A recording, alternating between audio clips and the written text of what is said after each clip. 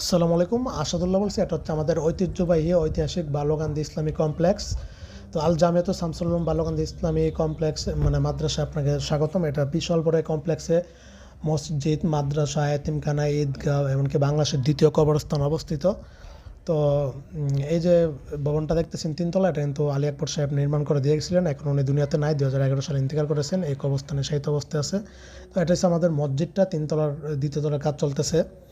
আর মাদ্রাসা, এটা হচ্ছে এদিক দিয়েছে এই মাদ্রাসা আরেকটা ভবন, ওই দিক দিয়েছে এই আপনার এই এই পাশে হচ্ছে মাদ্রাসার ভবনগুলি, মাঝখানে হচ্ছে মসজিদ, আর তারপরে হচ্ছে ঈদগাহ, তারপরে হচ্ছে কবরস্থান। তো এটা হচ্ছে কবরস্থান। এই কবরস্থান দেখতে পাচ্ছেন মিনারের পাশে ঈদগাহ। এখানে প্রত্যেক ঈদের, দুই ঈদে, এমনকি আপনার ইসলামিক মহাসম্মেলনে কয়েকদিন মানে হাজার হাজার মানুষ হয়। কয়েকদিন আগে কিন্তু আমাদের 106তম ইসলামিক মহাসম্মেলন অনুষ্ঠিত হয়েছে। আর এটা হচ্ছে কবরস্থান, বাংলাদেশের অন্যতম দ্বিতীয় বৃহত্তম কবরস্থান, আমাদের বালুকান্দি ইসলামী কমপ্লেক্সের গুরুস্থান।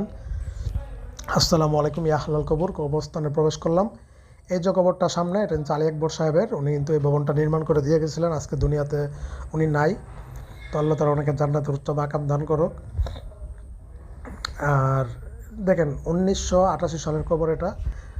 অনেক এখানে হাজার হাজার আমাদের পূর্বপুরুষগণ সাহিত্য অবস্থায় আছে। এটা হচ্ছে উস্তাজুল উলামার কবর। 106 বছর বয়স হুজুরে জিন্দিগি পেয়েছিলেন।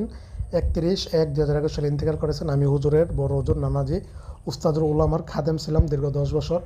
এটা হচ্ছে আলী আকবর সাহেবের, যিনি দিয়ে একটা তিনতলা ভবন নির্মাণ করে দিয়ে গিয়েছিলেন। আর দেখতে পারতেছেন ওই দিক দিয়ে নতুন কবরগুলি হচ্ছে।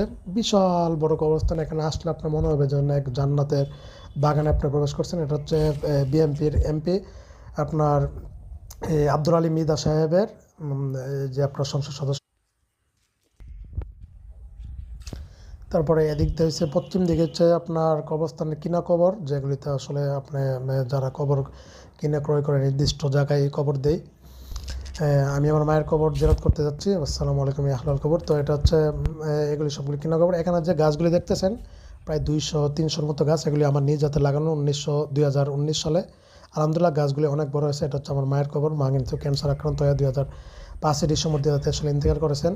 আর পাশেই বাবার নির্ধারিত স্থানে বাবার কবরটা। তো আসলে আসলে আমি সৌভাগ্যবান যে আমার লাগানো গাছের ছায়াতলে আমার মা ঘুমিয়ে আছে। এই আমি নিজ হাতে এই গাছগুলি সবগুলি লাগিয়েছিলাম এই 2019 সালে। আজকে প্রায় 6 বছর হয়ে গেল। আল্লাহ তাআলা কবুল করুক সবগুলি। এই যে এই বরাবর আমাদের বাসাটা, ওই এই বরাবর হেঁটে গেলে আমাদের বাড়িটা পাবেন। মায়ের কবর বরাবর হাঁটলে আমাদের ঘরটা দেখা যায় এখান থেকে। তো আল্লাহ তাআলা সকলকে জান্নাত নসিব করুক, আমিন।